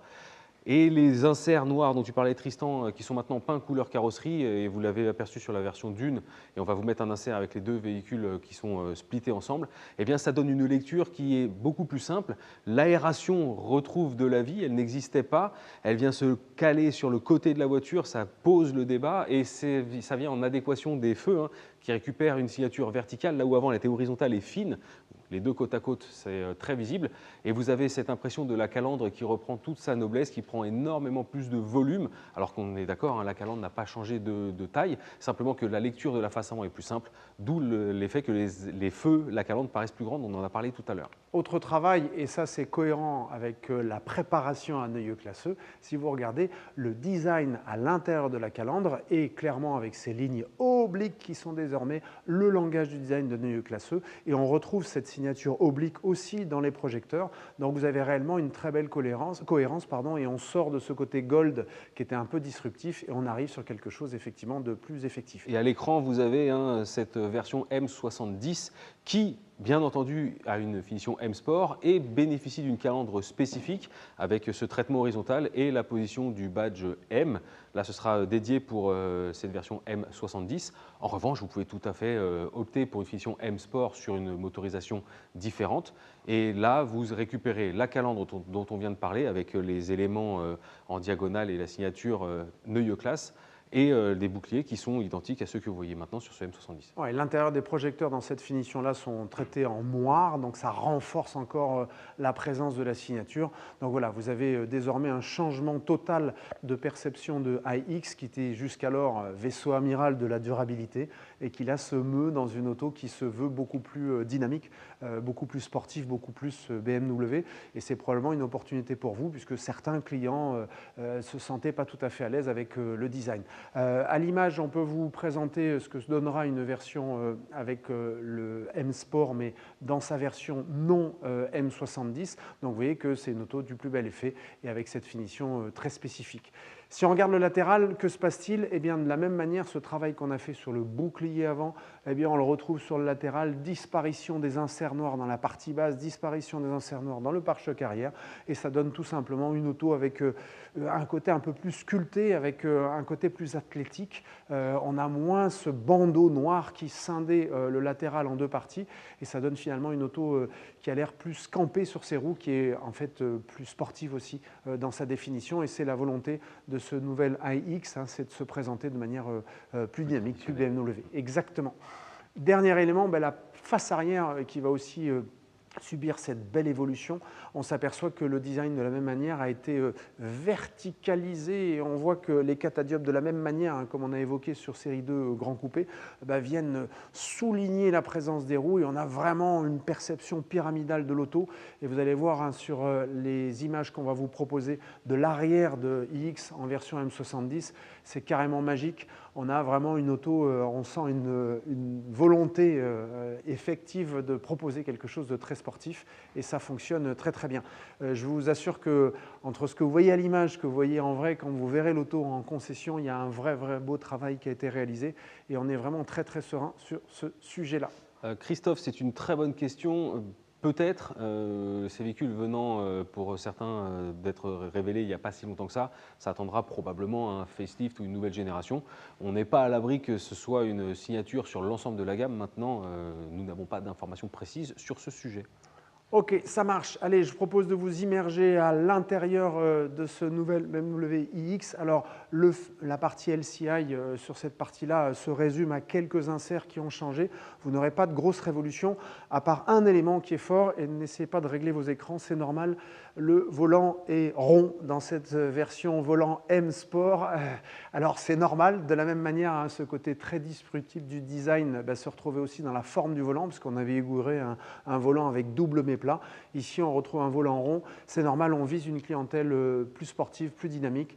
Et factuellement, pour tourner le volant, c'est quand même plus pratique s'il est rond. Donc, on retrouve ce volant rond qui a même un élément qui vous indique le point 0, hein, qui vient de la compétition, évidemment.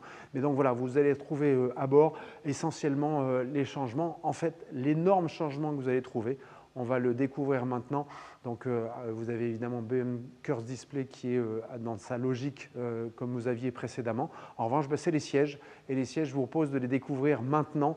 Voilà, ces nouveaux sièges M multifonctions qui proposent le maintien qu'on attend d'une auto plus dynamique. Donc, c'était une des critiques qu'avaient les clients iX. Ils adoraient le confort de leur siège, mais le maintien latéral forcément laissait un peu désirer. Ici, on a une solution pour eux. Donc, voilà, c'est une belle prestation qui va dans ce mood de la performance et du nouveau visage un petit peu de BMW iX. Tristan, tout ce que tu racontes là concernant l'intérieur, on a parlé des suspensions, on a parlé du travail de châssis, les roues arrière directrices, une motorisation quand même. Moi, ça me donne un peu envie d'aller l'essayer. T'as les clés ? Tristan et Boris sont attendus au studio pour le point technique. Je te laisse aller chercher les clés ? Ouais, point technique sur les clés peut-être. Allez, c'est parti. Du coup, je pars de l'autre côté. Allez. Tristan. Bonjour monsieur le client, vous allez donc avoir le privilège inouï d'avoir une livraison de votre nouveau BMW iX, nouvelle génération. Nous avons un process pour les clés qui est différent désormais. D'accord. Je vous remets ici votre clé principale, comme d'habitude. En revanche, je n'en aurai qu'une, puisque désormais, vous allez avoir une setup carte. Cette setup carte, associée à votre clé principale, va vous permettre de créer votre Digital Key Plus. Je vous propose de sortir votre téléphone pour indiquer que désormais, on va pouvoir, lorsqu'on sera dans la voiture, à partir du moment où BMW iX va détecter que vous avez la clé principale plus la setup card, vous allez pouvoir générer une clé avec votre téléphone qui deviendra votre clé principale, d'où le terme de Digital Key First. Si j'ai bien compris, Tristan, ma clé principale deviendra donc mon téléphone. Je garde celle-ci de côté comme une deuxième clé finalement, ou pour la prêter à madame si on en a besoin.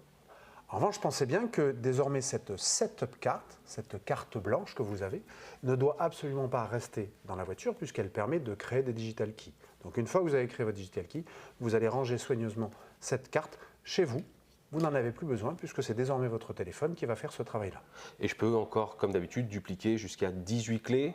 Exactement. Désormais, c'est 18 clés que vous pouvez partager. Souvenez-vous que dans les clés digitales que vous partagez avec votre téléphone, vous pouvez aussi choisir, par exemple, d'avoir une clé un peu dégradée qui permet de limiter les performances de la voiture. Et dans le cas de iXM70, ça peut valoir le coup.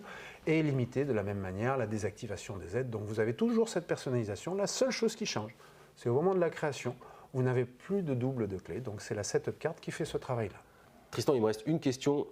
J'ai pas vraiment envie de confier mon téléphone portable à toute personne qui devrait déplacer ma voiture à l'atelier, par exemple. On a une solution pour ça maintenant ? Alors bien sûr, à la livraison, on va vous remettre aussi cette service card. Cette service card va vous permettre de confier votre voiture soit au conseiller service lors de la révision, soit par exemple à un voiturier lorsque vous allez au restaurant. Attention, cette clé pour le coup, à contrario de la blanche, est une vraie clé. Celle-ci ouvre et permet de démarrer la voiture. Attention, la service card ne sait pas le faire, ça n'est pas une clé, celle-ci elle est remusée chez vous. En revanche, cette service card, vous pouvez effectivement la conserver dans la voiture, c'est ce qui est préconisé. Attention, vous la conservez dans la voiture désactivée. Au moment où vous arrivez en concession pour amener votre voiture à la révision, vous la positionnez sur la zone inductive. Parce que vous avez votre téléphone à bord, vous allez pouvoir activer cette clé, vous la remettez au conseiller service et vous ferez de même lorsque vous êtes avec un voiturier au restaurant. Et si je veux vraiment une autre comme ça ? Alors, bien sûr, le client est roi. Comme vous le savez, il est possible de commander une deuxième clé si réellement vous le souhaitez. Mais en revanche, c'est quelque chose qui sera vraiment ponctuel parce que la majeure partie des clients sont en général très contents d'avoir leur clé dans leur téléphone. Et j'en fais partie. Parfait. Allez, on vient dans le studio ? Allons-y.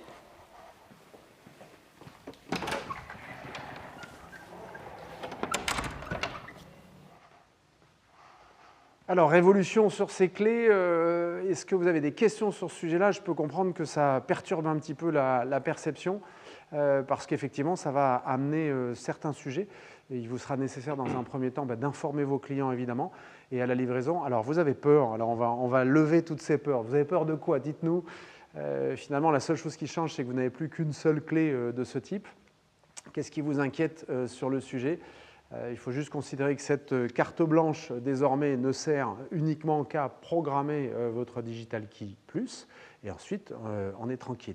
Alors, sur la compatibilité des téléphones, on va en parler, et je vous enverrai d'ailleurs un document qui permet de résumer un petit peu tous ces éléments. Je vous propose de voir un tableau à l'image qui va vous permettre d'expliquer effectivement pour ces éléments-là. Alors, on bascule sur ce tableau d'une manière excessivement simple à comprendre. Pour tous les produits Apple, donc iPhone, vous n'avez absolument aucune question à vous poser puisque depuis les téléphones Apple en version 11, eh bien, vous allez de toute façon avoir la compatibilité avec la Digital Key Plus. Qu'est-ce que ça veut dire Digital Key Plus? Eh bien, très simplement, votre téléphone va agir comme un accès confort.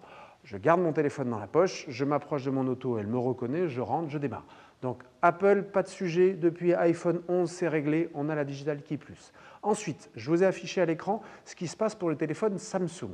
Votre client a un téléphone Samsung, la seule question à lui poser, c'est de savoir dans son numéro de modèle si apparaît la lettre plus, le signe plus ou ultra. Si son téléphone est plus ou ultra, alors son Galaxy saura faire la Digital Key Plus. S'il n'est ni plus ni ultra, si par exemple c'est juste un S23, alors sa clé sera possible sur son téléphone, mais ce ne sera pas une clé Digital Key Plus, ce sera juste une clé Digital Key, c'est-à-dire qu'il sera obligé de sortir son téléphone pour ouvrir sa voiture et il sera obligé de le placer sur la zone inductive pour pouvoir démarrer sa voiture. Donc c'est la seule différence par rapport à ce que vous pouvez trouver. Donc plus ou ultra, ça sait faire la Digital Key Plus. Si ce n'est pas le cas, à ce moment-là, on est sur une Digital Key. Pour les Google Phones qui apparaissent maintenant, eh bien, la question à poser pour un client qui a un Google Phone, c'est est-ce que votre Google Phone il est pro ou pas? Si c'est un Pixel 9 tout court, il ne sait pas faire la Digital Key Plus. Si c'est un pro, il saura le faire. Donc c'est la seule question à poser dans ce cas-là. Je vous envoie une liste exhaustive avec tous les téléphones qui sont aujourd'hui compatibles. Ça vous permettra d'alterner entre Digital Key Plus et Digital Key standard. Est-ce que c'est clair pour vous? Pour la clé d'atelier, vu que c'est une des questions, oui, c'est tout à fait possible. Cette clé d'atelier, elle est prévue. On l'a présentée, c'est la Service Card, c'est la carte noire que vous voyez apparaître maintenant. Cette Service Card, vous l'activez à loisir et au besoin. Elle s'active comme une clé digitale actuelle, il suffit de la mettre dans la zone de charge induction. Le pop-up est instantané à condition d'avoir une clé digitale ou non dans la voiture et en un clic, vous avez activé la carte. C'est immensément plus simple que ce qu'on avait l'habitude de faire. Comme le disait Tristan tout à l'heure, la seule différence, c'est qu'une clé physique disparaît et elle est remplacée ou pas par une clé digitale, voire une clé digitale plus. Voilà. Après, le point particulier, c'est que cette clé de service, elle est de la même manière, on peut la lire via un lecteur en concession. Vous la posez sur le lecteur, ça va venir pointer les informations téléservices qui sont dans le cloud. Et donc, du point de vue du conseiller service, c'est simplement qu'il récupère cette clé-là plutôt qu'une clé classique. Tout à fait, Nathalie. Il est absolument possible, si vraiment c'est un élément bloquant, de commander une clé physique habituelle à l'atelier, la programmer comme on sait le faire depuis toujours. Effectivement. C'est bien de penser aux personnes âgées. Bravo, ça me fait plaisir en tout cas. Pas de souci. Ça marche. Non. Non, pas nécessairement. Pas nécessairement, non. À partir du moment où il amène sa clé, mais en revanche, il faut qu'elle ait été activée évidemment et ça permet de la confier aussi potentiellement à un voiturier. Est-ce que ces éléments de clé sont clairs? Alors ce Digital Key First va être quelque chose qui va être petit à petit déployé. Je vous donne une petite idée. BMW vend, en tout cas a vendu l'année dernière 2 300 000 voitures. Ça veut dire qu'aujourd'hui, à l'heure où je vous parle, il y a probablement 2 100 000 clés physiques qui dorment dans un tiroir chez chacun de nos clients. On considère que ce n'est pas forcément très pertinent, donc une clé par voiture et un téléphone de l'autre que de toute façon on a, et pas forcément une démarche complètement idiote. Donc voilà, la démarche de BMW aussi, ça participe à cet élément-là. Alors oui, Victoria, c'est exactement ça, tu as tout à fait compris. La clé Setup est associée au châssis, elle permet de multiplier des Digital Keys jusqu'au nombre de 18, comme d'habitude, et elle est à restituer avec le véhicule, vu qu'elle est liée au véhicule. Si jamais la clé n'est pas restituée, pour le moment, on n'a pas le coût de la carte. On aura plus d'informations, peut-être plus tard. D'ici 2-3 ans, de toute façon, il faudra avoir l'information. Chaque passage en clé, réactiver la clé service, exactement, encore une fois, réactiver, désactiver après, parce que, attention, la clé setup n'est clairement pas une clé de véhicule, on le rappelle. La setup card, la service card, pardon, elle en est une, donc si vous ne la réactivez pas et que vous la laissez dans votre voiture, bah, c'est comme si vous laissiez une clé physique dans la voiture. Donc, il y a écrit en anglais, effectivement, laissez cette carte désactivée dans la voiture, et il y a bien un petit pont qui indique que c'est une clé de service que vous pourrez confier à un voiturier. Ce qui on est répond clair à la là-dessus? question d'Henri en même temps.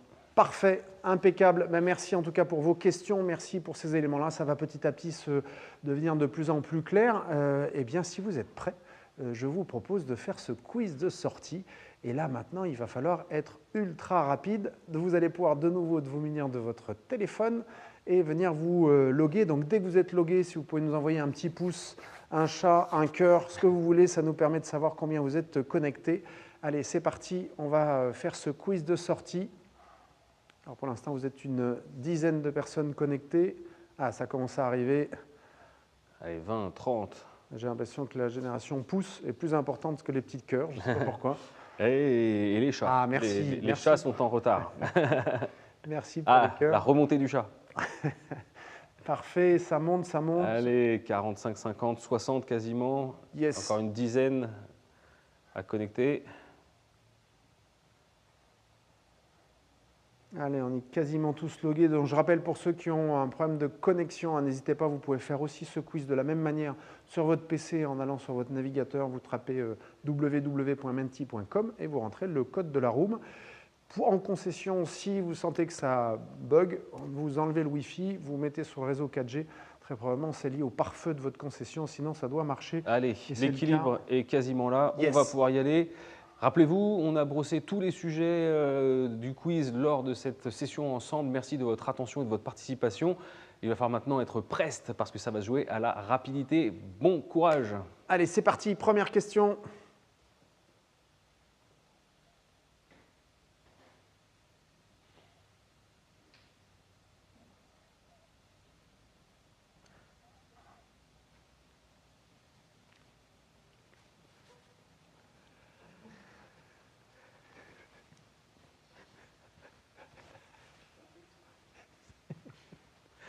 Bravo, une quasi-unanimité. Allez, question suivante.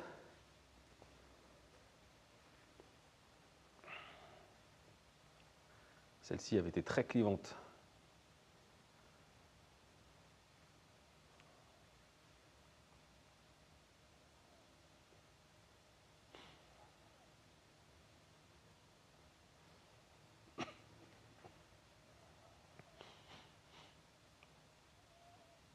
Yes. Bien joué. Ça me fait plaisir. L'onduleur a fait du chemin impeccable. La question suivante.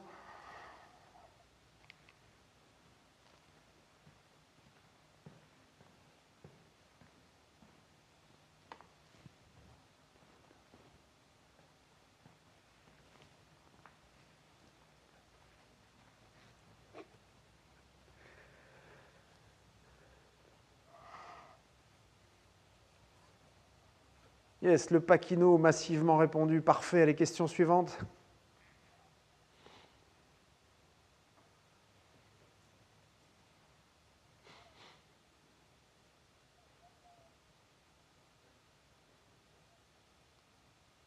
Une vitesse de réponse qui est...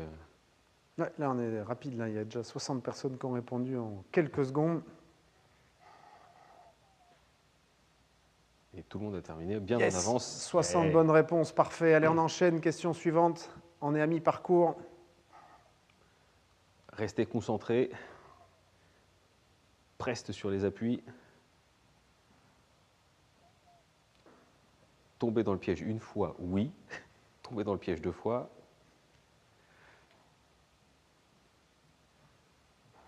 Eh bien, nous allons le savoir instantanément. Yes, non. 55 bonnes réponses. Pas parfait, allez, on enchaîne.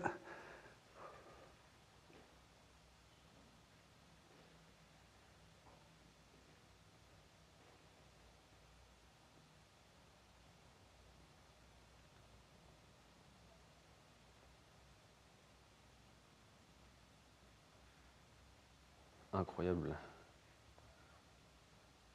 Yes, c'est vraiment une option sur Xdrive 45 et Xdrive 60. Allez, question suivante.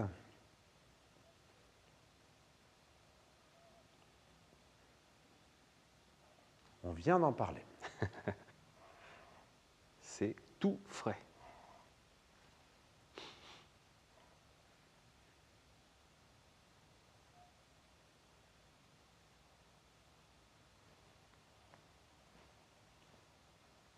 Yes. Ah, il y en a encore.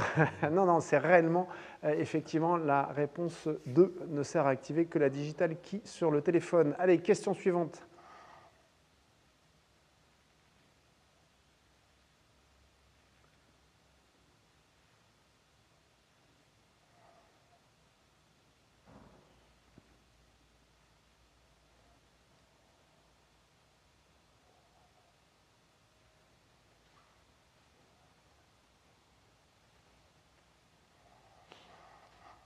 « 47 bonnes réponses, bien joué. Bravo. Allez, question suivante. Avant-dernière question.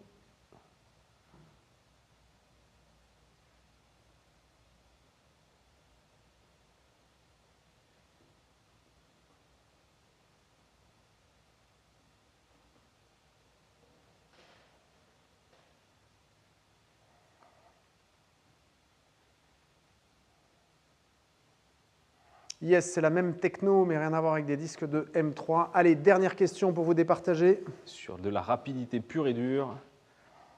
On parle de performance. On va voir si vous accélérez aussi fort qu'une BMW iX X-Drive M70. Ouf, Oui, la réponse est oui. c'est parti vite. Du coup, ça va être long pour attendre la réponse. Incroyable, cette accélération était fulgurante.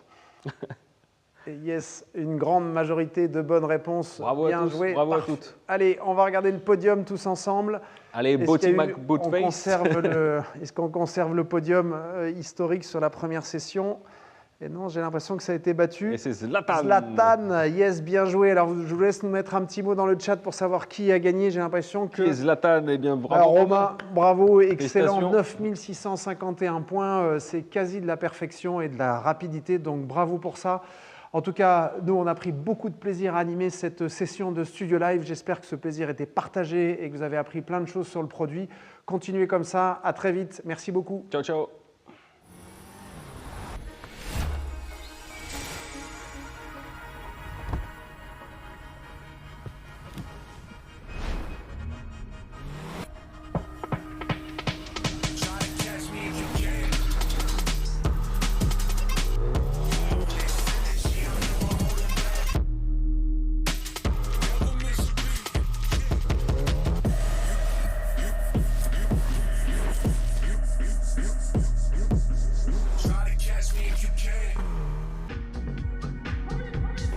Loving you is easy. There's nothing wrong with that. Even if you leave me, I can get you back. It's such a pleasure when you're living here. I can stay at home.